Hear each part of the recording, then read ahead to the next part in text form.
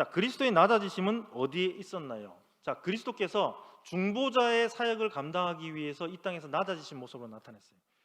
제가 앞 시간에도 얘기했듯이 예수님께서 이 낮아지셨다 그래가지고 이게 신성을 버린 게 아니에요. 신을 버리고 온 게 아닙니다.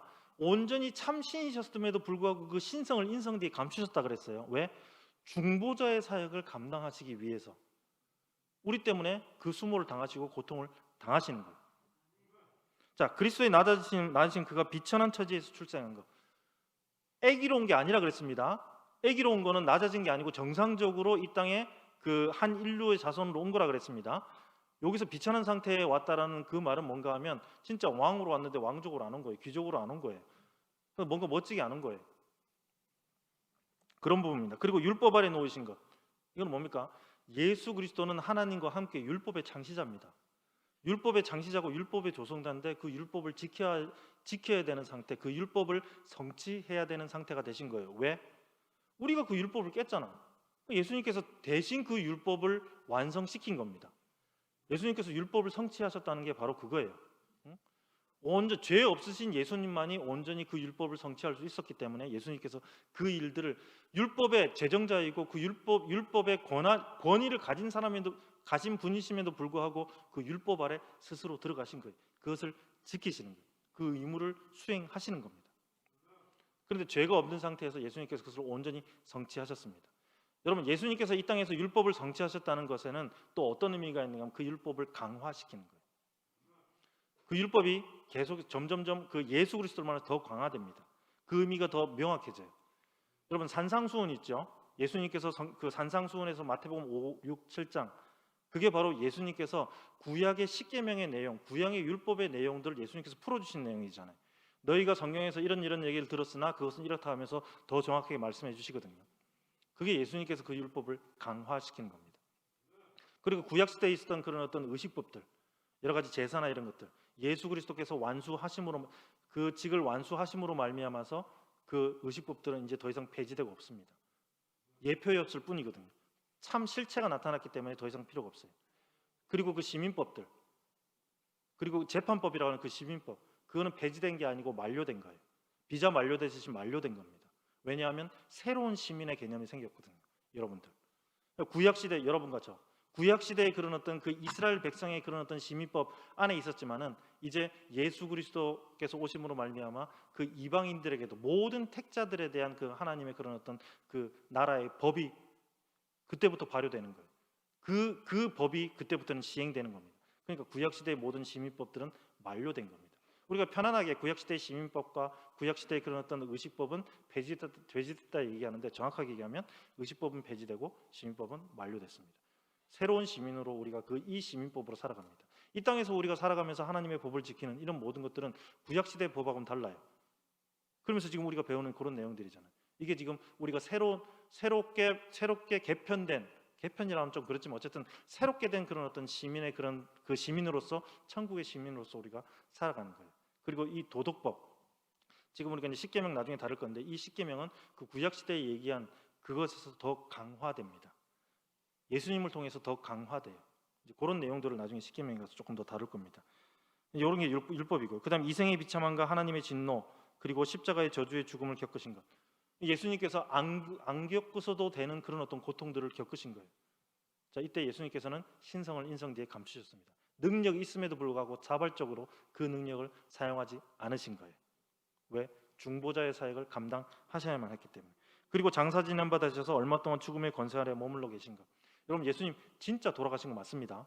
몸으로 진짜 돌아갔습니다. 여러분, 신으로서 예수님은 죽지 않습니다. 그렇지만 참 인간으로서 예수님은 진짜 죽었습니다. 근데 예수님의 죽음과 우리의 죽음의 차이점이 뭔가 하면 우리는 죽음은 흙으로 돌아가지만 예수님은 썩지 않으셨죠.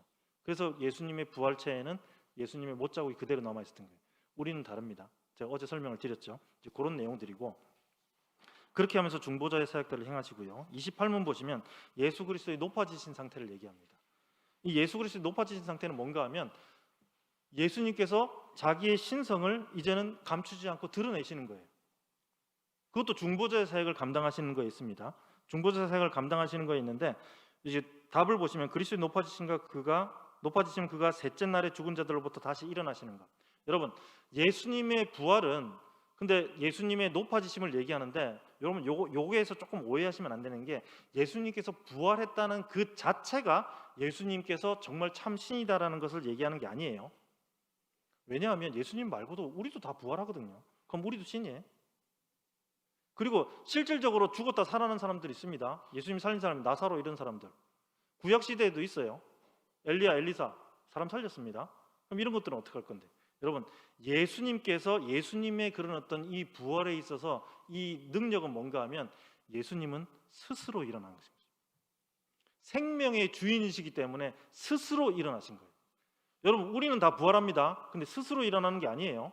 우리는 하나님께서 예수님께서 일으키십니다. 그게 다른 거예요. 그러니까 예수님의 부활의 능력과 예수님의 부활의 그런 높아지심이 나타내는 것은 예수님은 생명의 주인으로서 스스로 일어나신 거예요. 스스로 죽음에서 일어나신 거예요. 이게 다른 겁니다. 그리고 계속 이어지면 예수님의 승천, 예수님께서 승천하셨습니다. 예수님의 승천 자체가 예수님의 능력을 나타낸다. 예수님의 높아지심을 나타낸다. 이것도 조금 모순이 있습니다. 왜? 여러분, 우리도 다 나중에 승천합니다. 부활해서. 그 다음에 성경에 안 죽고 승천한 사람이 있습니다. 두 사람. 누군지 알죠? 에녹하고, 예? 그 다음에 엘리야하고. 그럼 이 사람들은요? 예수님하고 동급이에요? 아니에요. 예수님 스스로 중력을 거스르고 스스로 올라가십니다. 우리는요, 들림 받습니다. 이게 지금 다 성경에 구분돼서 나와요. 예수님께서 이 높아지심을 나타내게 예수님은 스스로 올라가 승천하신 거예요. 우리는 들림 받습니다. 이런 부분들. 그 다음에 마지막 지금 하늘 보좌 우편에 앉아 계십니다. 그곳에서 우리를 위해서 지금 중보기도 하고 계십니다. 자, 물어볼게요. 예수님 어디 계십니까? 하늘. 근데 여러분, 유초등부 아이들한테 예수님 어디 계세요? 물어보면 어떻게 얘기할까요? 내 안에. 어느 게 맞을까요? 둘 다 맞습니다. 둘 다. 왜 내 안에도 계시고 하늘에도 계실까? 예수님 이게 무소부지하시잖아요. 어디나 편재하시거든요. 예수님께서는 하늘에도 계시고요. 여기도 계시. 이게 가능합니다.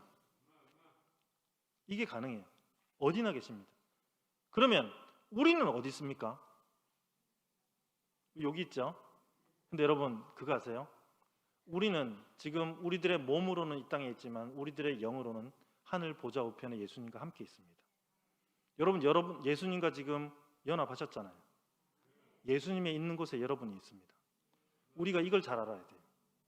뭔가 되게 신비한 거고 느낌이 잘 안 오죠. 그런데 이게 사실이에요.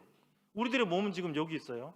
그렇지만 여러분 우리들의 영은 예수 그리스도와 함께 하늘 보좌 우편에 앉았습니다. 예수님께서 중보기도 하시는 그 근거가 또 이거하고 연결됩니다. 예수님은 거기 있고 우리는 여기 있고 저기서 위쪽에서 우리를 위해서 막 하고 계신다? 틀린 말은 아니에요.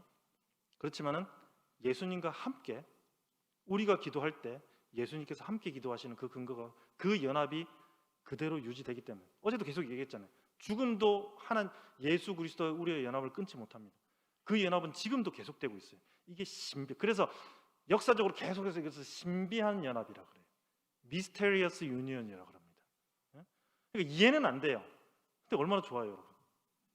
근데 여러분 그러니까 우리가 우리들의 삶을 더욱더 정말 멋지고 거룩하고 경건하게 살려고 노력해야 되는 그 근거가 또 되기도 해요. 뭐 그렇다고 해서 지금 천국의 하늘 보좌 우편에 계신 그 예수 그리스도의 그런 어떤 그 권위가 떨어지고 그런 건 아니에요. 그렇지만 우리가 그걸 안다면 더 우리들의 삶과 우리들의 생각을 좀 조심할 수 있겠죠. 이게 신비한 연합입니다. 이게 그리스도께서 참 신이시기 때문에 가능한 거예요.